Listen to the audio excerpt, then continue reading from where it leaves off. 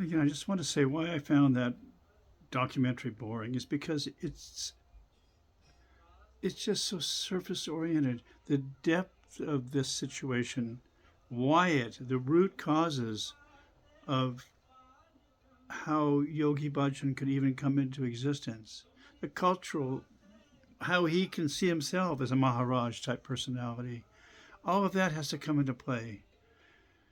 The idea here is that the yoga worked. We tested it in our bodies. We didn't think of Yogi Ji as other than as a teacher. Certainly wasn't. He reminded us continually, and we listened to him, those of us that listened to him, saying that, don't ever worship me. This is just a human form just like yours. We hadn't lost sight of that.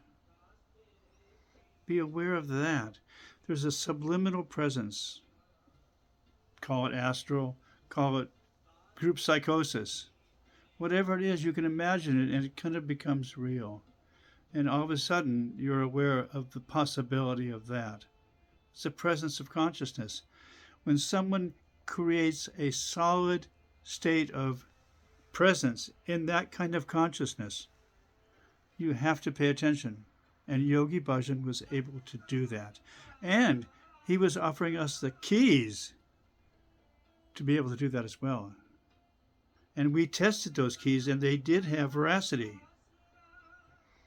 That's the subliminal thing going on here. So, Baba Versa Singh, Yogi Ji's teacher, definitely got some energy from him. There's no question about it.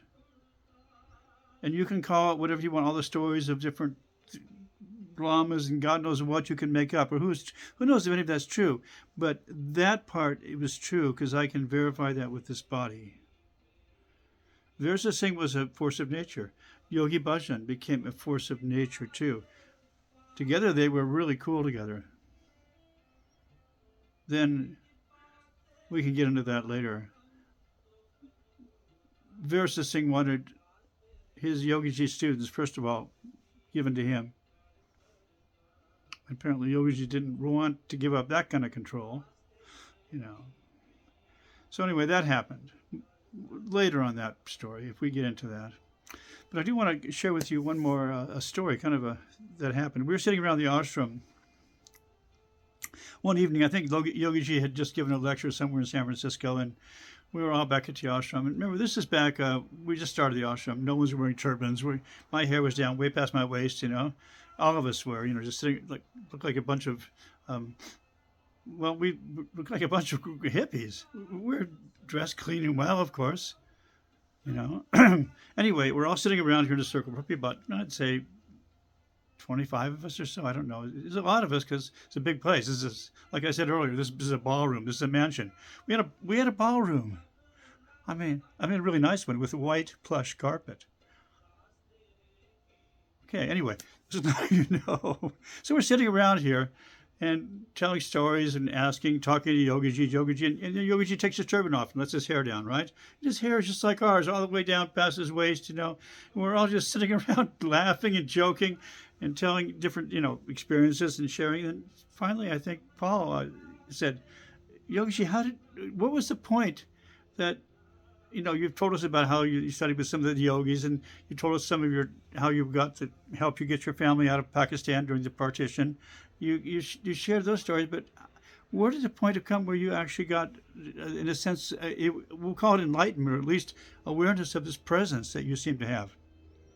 And so Yogiji looks at us, and we're all relaxed, and just so you can imagine this kind of a relaxed atmosphere. And he just says, well, Baba Versa Singh took me out into the forest. And he made up some herbs for me, and he gave me those herbs. Telling you the truth here. This is absolute verbatim. And then I took those herbs, and then Baba Versa Singh did some chants with me, and all of a sudden, it just happens. So, and we're all going, well, tell us, what were those herbs, for God's sake, where do we get them?